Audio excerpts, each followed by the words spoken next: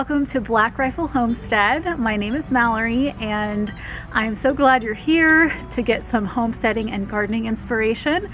This video is our June garden tour. It's been a while since I have shown the garden and it is really growing, you guys. Now, it's not all success. I do have some failures or things that I wish were going better, but I'm gonna show it to you so that you can see the real side of gardening, but also get inspired to work on yours or even start when it's not too late to start planting, depending on where you are. But then there's also fall gardens too. It's not just a summer activity. So if you want to get more inspiration like this and want to follow along with our family's adventure homesteading while in the military, then hit the red subscribe button down below. We'd love to have you and be part of our tribe. So I'm sitting here, it's after dinner, it's about 8 p.m. on a Wednesday, and my husband is inside with the two little boys, and so I'm out here to enjoy my garden with you guys. So let's go see what we have to see. All right, so just a little note about the kinds of garden beds we are using. So these are made of galvanized steel, so they're nice and sturdy. They will last a really long time. We bought them from Northern Tools last year on sale. They were still a little bit of an investment, but galvanized steel will last a long time, won't rust, any of that. And then they are about a foot deep, and then 6 feet by 3 feet. So that's the dimensions of each one, and we have 16. So if you want to do the math on the square footage of garden that we have, then you can do that. Oh, here's a weed. These things, I don't even know what these are, but they pop up constantly have to pick them. I really need to mulch more. So this is the sweet potato bed. You can kind of see a difference. Over here, this is the very first one that I ever planted. So I grew my own slips from white sweet potatoes. So they're going to be white sweet potatoes. And this is actually finally thriving. It only had a few leaves and it was getting wilted over with the heat. And then I had two more over here, but those both died. And these are the rest that I had inside. That one, as you can see, is not going to make it. Poor thing. They're a little bit, you know, there's a dead leaf, you know, I don't know what that is. It's like, not sure what that means, but you can see some of the leaves are a little bit, you know, dead. So these are the slips that I grew. So I had the sweet potatoes in dirt, and then once they were tall, then I put them in water and they grew roots, and then I planted them. However, I decided for the rest of them to just plant the sweet potatoes themselves. So under here are the actual sweet potatoes. I have 3, 1, 2, and 3, and these are the slips that were growing right off of the sweet potatoes. So I planted them directly into the ground, and these are doing much better. They've been out here for a few days. It's been hot today, and they're not really showing any signs of heat exhaustion. I think in the future, that's what I'm going to do. I'm just going to plant. I'm not going to bother creating individual slips with roots. I'm just going to plant the sweet potatoes with the slips attached, and because they just seem a lot more healthy that way. Let's go over here. This is the bean and pepper bed. So we have 3 pepper plants here. I do want to get one more for that spot. I should have bought 4. I don't know why I didn't do that. But each of these are different. I did buy these peppers from starts. I tried growing my own starts and they just have not grown. This is also going to be weeding time for me. So this one is a Better Bell 4, a green pepper. This one is a giant Marconi, so like they're like a longer pepper, like Italian style. That is another weed. And then this one seems to be doing the best. This is, what is this one? Oh, it's faded yellow bell, I think. So it's going to be a yellow bell pepper. And then in the middle here, we have Chantenay carrots. You can see they're growing right along. I really should replant some. I'd like to have more carrots than that. These are the little markers that I have. I got them from Dollar Tree, so super affordable. So yeah, Chantenay carrots. And then over here, this is a crop I've been really excited about, are Scarlet Runner pole beans. And I'm so excited about how it is climbing up this trellis. I started it, I just put this up like less than a week ago. And so I just kind of put, it was about right here, I think, when I got the trellis up. And so I just kind of, you know, put it around here so it would get the idea, okay, I'm supposed to climb up this. And it's gone all the way up to, it's going to be to the top before we know it. So I'm not sure what it'll do after that. But I think it's just so fascinating how plants do that. They just climb. It's so neat. So these, I am having a little bit, as you can see, there's a lot of holes. So I am having a bean beetle problem. Oh, look at you guys. I was like, wait, is that red? Is that a bug? No. This is a first. I am discovering this for the first time on video. This is really exciting. Okay, so see those little red leaves, or leaves, flowers? This is why it's called Scarlet Runner, because they produce scarlet red flowers. I saw one more. Where was it? There's one about to come up there. Shoot, where did that go? Oh, there. I know I saw. It's like hiding. This is one reason why I got this specific variety, is because it's also beautiful for your garden. Oh, it's gonna be awesome when all these start blooming. But yeah, oh, there's another one right next to it, just starting to come out. So all of these, I guess, I've never grown pole beans, so I guess all of those are going to be the flowers, and then they'll turn into the beans. So what I was saying, so I've been having problems with the bean leaf beetle. I think that's what it's called. Oh, there's the other one. I knew I saw another one. There it is. It's so cool, you guys. That it really is a scarlet red. So I have been using, my dad said to use this. It is for organic gardening, and it's spinosad, and it's supposed to, as it says, kills beetles. So some of the newer leaves don't have as many holes, so I'm hoping that it's taking care of it. But anyway, oh, look. Okay, I caught one. Let me show you guys what the bean leaf beetle looks like. Yuck, go away. Right there. That is the bean leaf beetle. And that's what is eating holes. So go. Over here in the adjacent bed, I have more pole beans. So these are Kentucky Blue. They're not growing as well. They're also getting ravaged by the bean leaf beetle. And I mean, some of them, look at this is not a win. Some of them are completely, like, the leaves have fallen off or gotten eaten off. So that's kind of a bummer. But see, like the new leaves, these don't have any holes. So I really need to get that spray on there. We had rain last night, so it wouldn't have made sense to spray yesterday.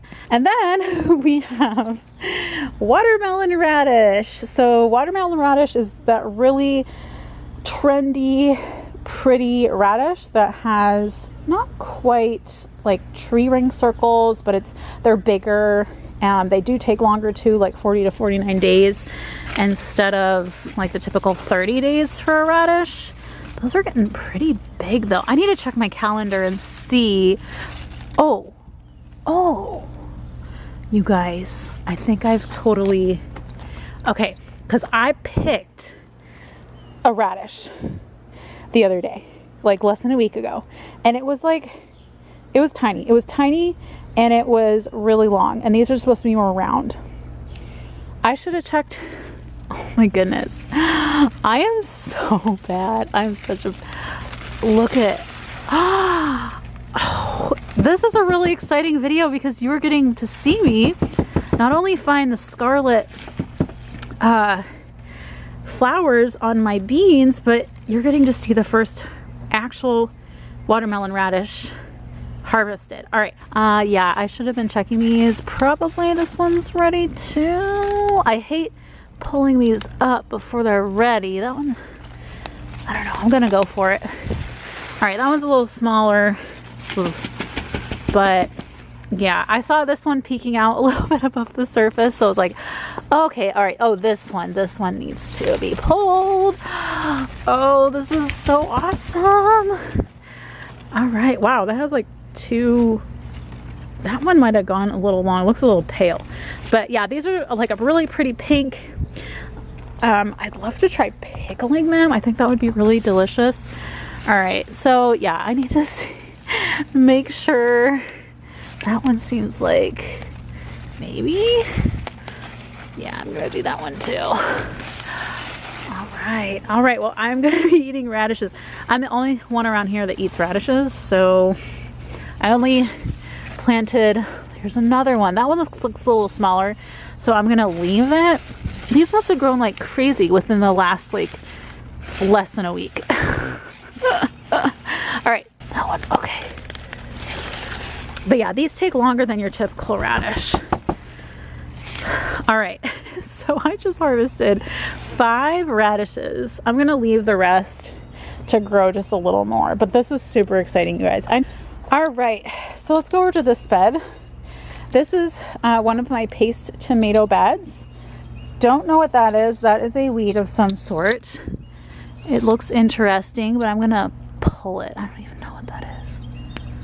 And then in the middle, I have calendula. Calendula is it's a flower, but it's a medicinal flower. And I can't wait to get the actual flowers and be able to use them for making salves and oils and stuff like that. All right, so this guy clearly needs a cage. Falling over. Not all of my tomatoes have cages because I've been trying to like find good deals and not spend all this money all at once. But this one desperately needs one. But these two, and then in this bed, these 3, although this one is just growing really slowly, so it might be a dud, are Amish paste tomatoes. And I started these from scratch, from seed, indoors this winter, and they're doing okay. They're still having some issues with leaf curl. It's not like dying or anything, but it just doesn't look super healthy. And then over here I have 3 there and then 3 here of Roma tomatoes. And I bought these as starts from the farm down the road because I had Amish paste planted here, but these ones died. I think also on the east side here, it's really a lot more hot. The Roma tomatoes are definitely more bushy. I'm not sure if these are determinate or indeterminate. The Amish paste seem to be growing taller, and then I think the Amish paste are indeterminate, so that means they'll grow and grow and grow until, you know, they die off from, you know, the weather or whatever. But maybe the Romas are determinate, and so that means that all of the fruits will come mature at about the same time. And I also have some calendula over here. Oh, and I have 1 marigold plant. I ran out of marigold seeds, but here it is, kind of hidden. But this is a marigold plant, but it will produce some pretty flowers. So let's walk over here. This is the sprinkler system that we have set up. We have 2 beds of potatoes, regular potatoes. White sweet potatoes over there, and then 2 beds of regular potatoes. So I really wanted to focus on tomatoes and then higher calorie crops like potatoes this year. And so this bed is of white potatoes, Dakota Pearl specifically. These, you can tell that they are starting to get buds for flowers, but they're not out yet. And I did the straw method where you just cover them with straw and they're not buried in dirt. Seems to be going well. The reds are the red LaSoda, and they're going nuts. Just really, really great. And these really pretty flowers, light purple, like lavender color, are coming out. So I'm guessing that these will be ready to harvest before the LaSodas. And then finally, the last bed on the east side is our main pumpkin patch. So I wanted to have a pumpkin patch, and I put it here strategically because it's right by the grass. And so as they start getting really big and vining out, they can just kind of vine over the grass. I know I may have them a little bit close together, but once they start getting bigger, it really hurts me to have to pull them. But these are sugar pie pumpkins. So they're the smaller kind, and they're the kind that are really good for making pies, you know, roasting them in the oven and then making puree out of the flesh. And then these on this side are the Cinderella pumpkins. So the Cinderella pumpkins are those ones that they're kind of a darker orange, and they're flatter, and they're large, and they look super chic on a fall porch. So I am really hoping to get some of those because it would just be so satisfying and fun to have our own homegrown pumpkins displayed on our porch this fall, which fall seems really far away right now. So let's go on over to the west side. Oh, on our way, we can stop and look at our pear trees. Ooh, we've got a pear there. We got these last summer. Ooh, we do have some fruit growing. This is exciting. So 4, 5, 6, 7.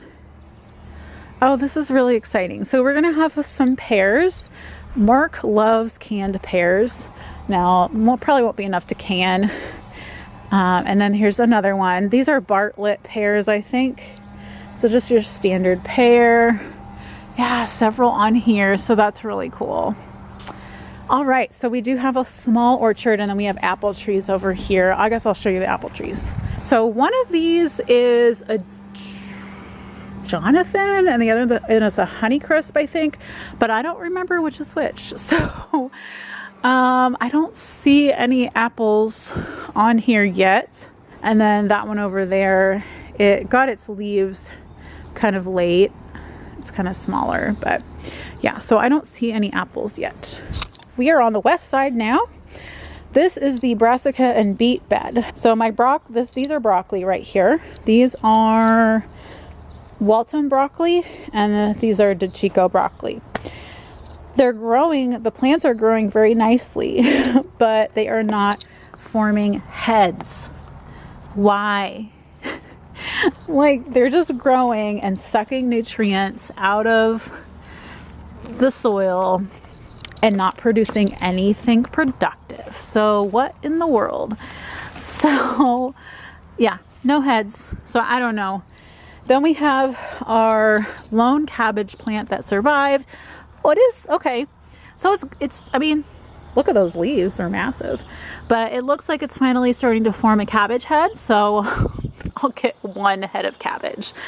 Not very brassicas are really not the most efficient crop that you can plant. If you really love them, then plant them. I mean, you get one good head per plant and maybe some offshoots, but as you can see, we're not probably going to get anything. With cabbage, it's the same thing. You get one cabbage head per plant.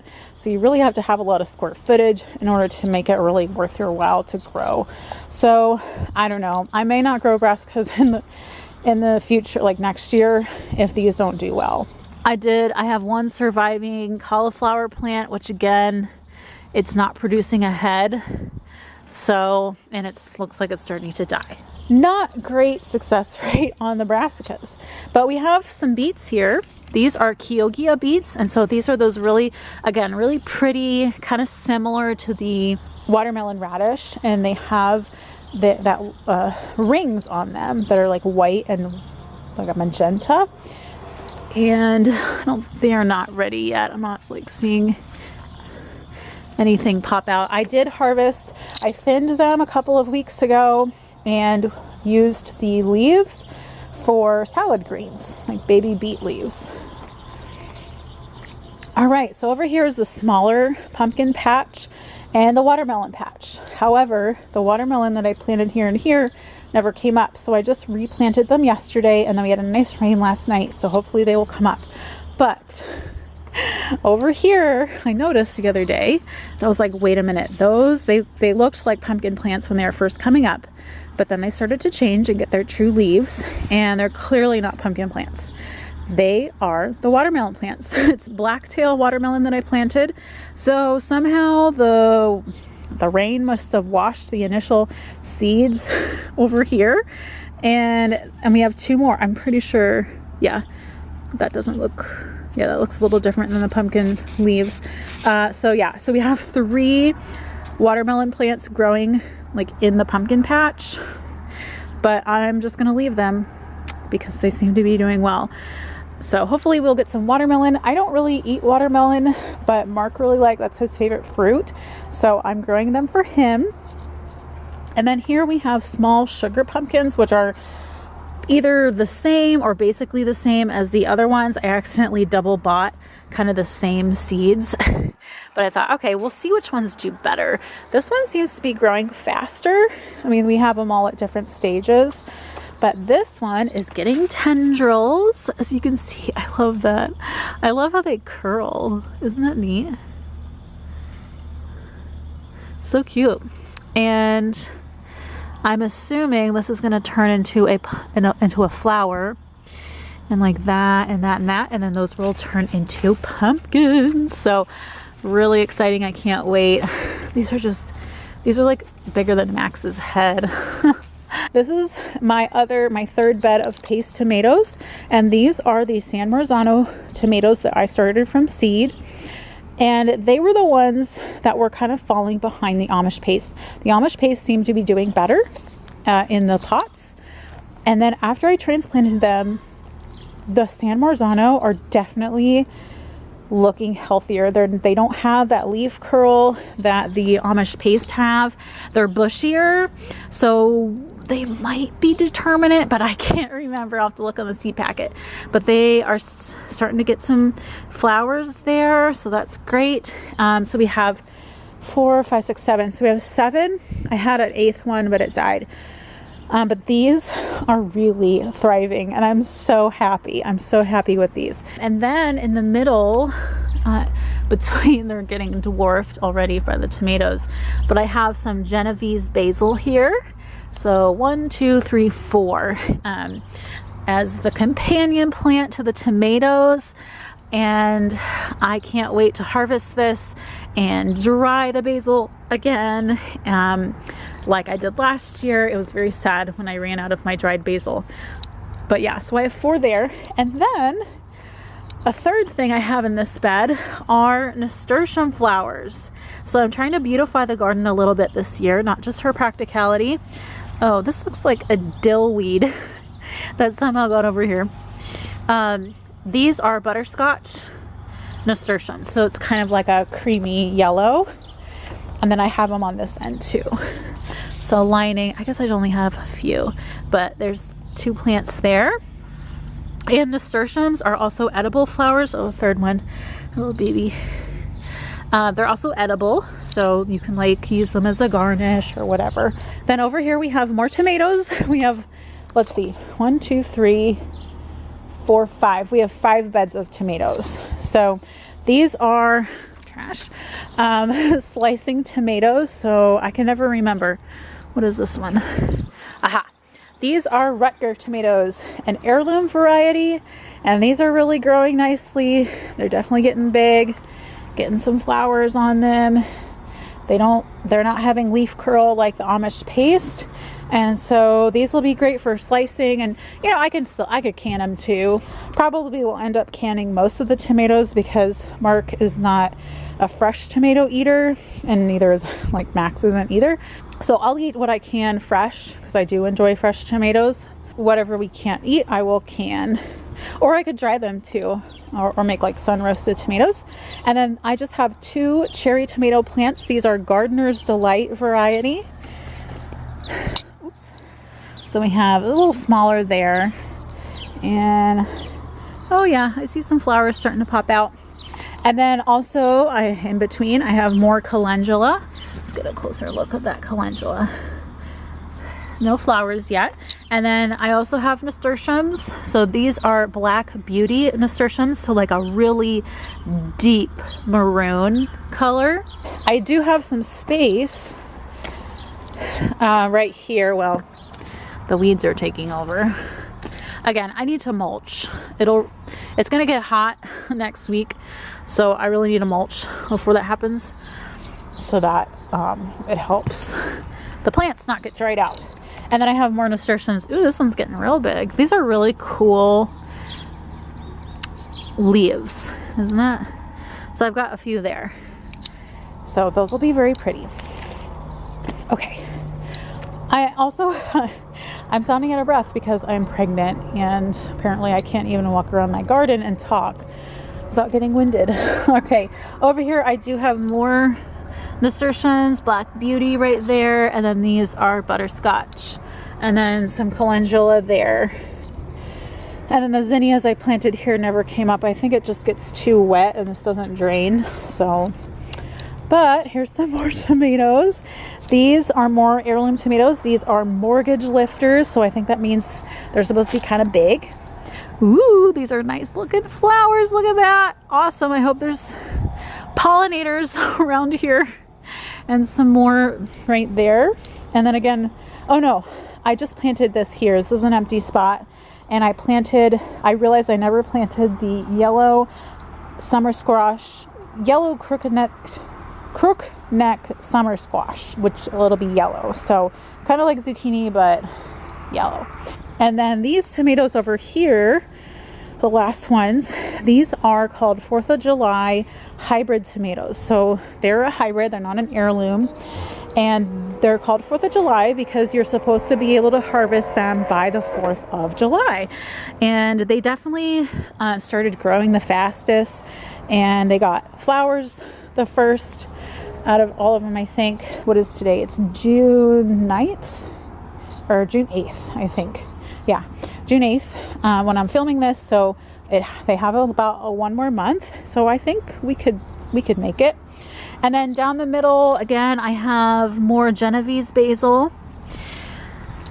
And then I have Thai basil. They're growing more slowly, but I just thought, oh, it'd be interesting to have like 2 different varieties of basil. So, and I do enjoy making Thai dishes. And then these are giant zinnia plants. So again, trying to beautify the garden.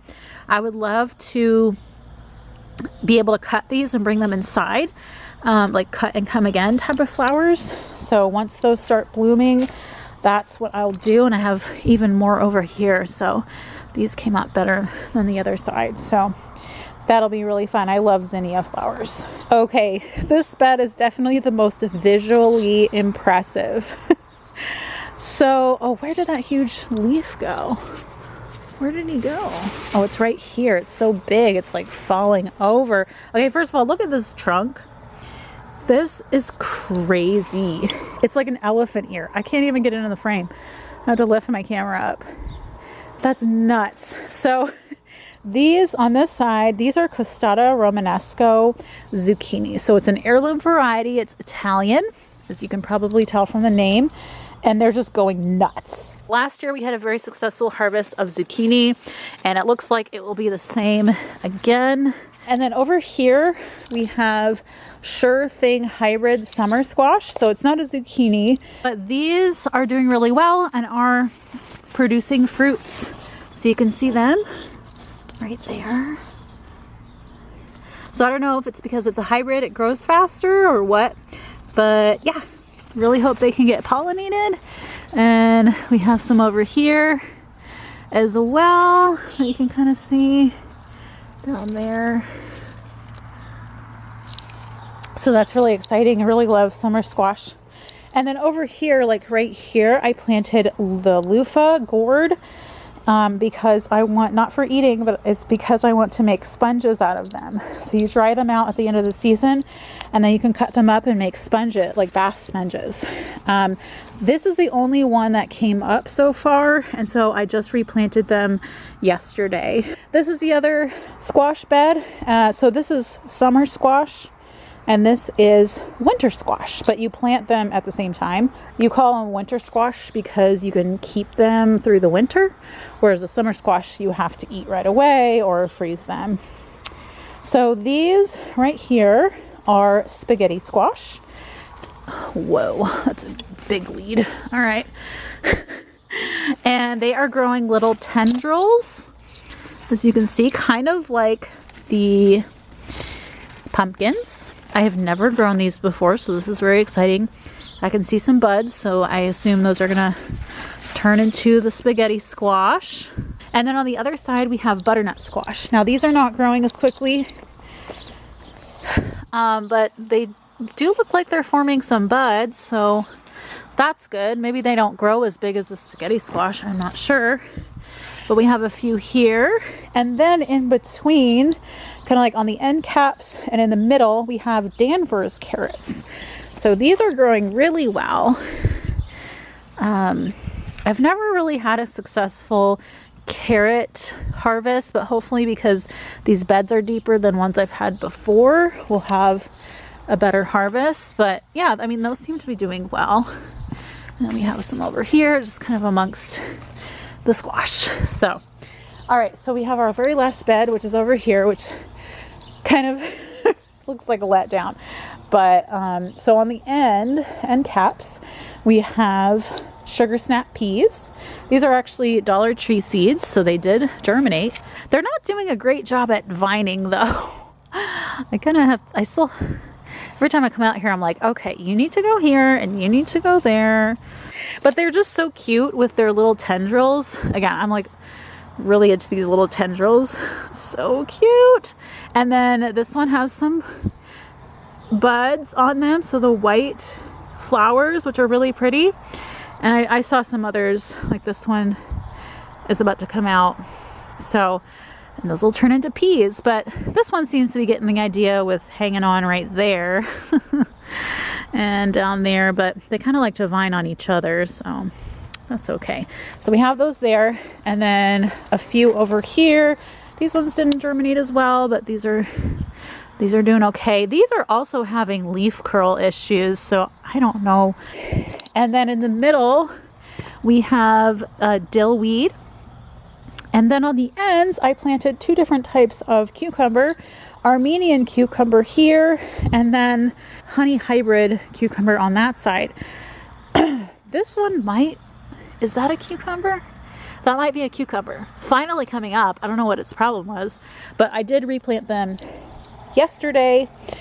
And then I noticed when I was replanting, I was like, oh, that looks like a cucumber plant.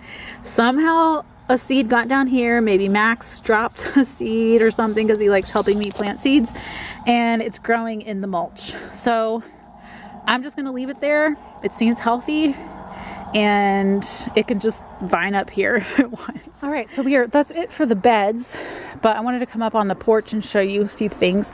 So these are, I really should probably just dump these because they're not going anywhere. These are the peppers that I tried starting. So I had Marconi peppers, poblanos, and then California Wonders. This one's the only one that's doing like not even that great. They're just not growing. And then I tried starting celery as well. I was really excited about celery, but again, they just aren't growing. So that's kind of a bummer, but the kale is doing great. So we have red winter kale here. I need to harvest more and cook it up. I used some of this lacinato kale in a salad last night, so that was fun. And then up here we have giant noble spinach. These are not growing very quickly. I don't know if maybe I needed to amend the soil, and the soil in here that was from last year isn't that great. But yeah, they're like so tiny. I don't know. And then up here we have iceberg lettuce, kind of the same thing. I mean, I planted these like quite a while ago, and they're just now starting to take off. This sage plant is a survivor from last year. It kind of died. It looked like it was dead over the winter, but then it came back. And I'm trying to pluck the seeds off so it doesn't go to, or the flowers off so it doesn't go to seed. It's getting very bushy, and I used it in roasting a chicken the other day. I put it underneath the skin and it was really good. And then these are not these are weeds again. Leaf lettuce here, and I have been using this for salads and sandwiches. So it's like the cut and come. Okay, I ran out of memory, so I had to erase some things.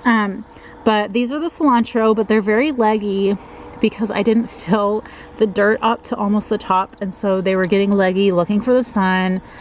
That's like my signature problem, is having leggy plants. So probably should replant those. And then over here we have a few herbs in pots. So I bought a spearmint plant, and it's already, I have it in its own container so it doesn't take over the yard. But I really wanted spearmint. I tried starting it from seed and it didn't really do great, so I just bought it. Really want to make spearmint tea and, you know, flavor, do iced tea with mint in it. I think that'd be great. And then over here we have some lemon balm. Now it does seem to be yellowing and like drying out. I'm not sure, maybe this pot is too small, so I need to put it in a bigger pot. And then we have some Greek oregano. And that's it. That's, yeah. I love looking out and seeing the garden. Isn't that pretty? All right, you guys, so that is it for the garden tour. That was kind of long-winded because I haven't done a garden tour yet with everything growing. So there's like mosquitoes and I'm getting fed up already. I hope that was fun, and it'll be fun for me to look back on it too and be like, oh, look at how everything has grown. So once we start, like next month when I do July, then it should be a little quicker because I'll have already introduced everybody to all the plants, and then you can just see like an update what they're doing and if I've harvested anything, that kind of thing. I love seeing other people's gardens and seeing what they're planting, like being nosy, you know, doing little garden tours on YouTube. So I hope that was fun for you guys. If you're not subscribed yet, make sure to subscribe. Again, I would love to have you as part of our tribe here over at Black Rifle Homestead. So in the meantime, you guys take care, and I'll see you in the I'm done talking. I'll see you in the next video. Bye.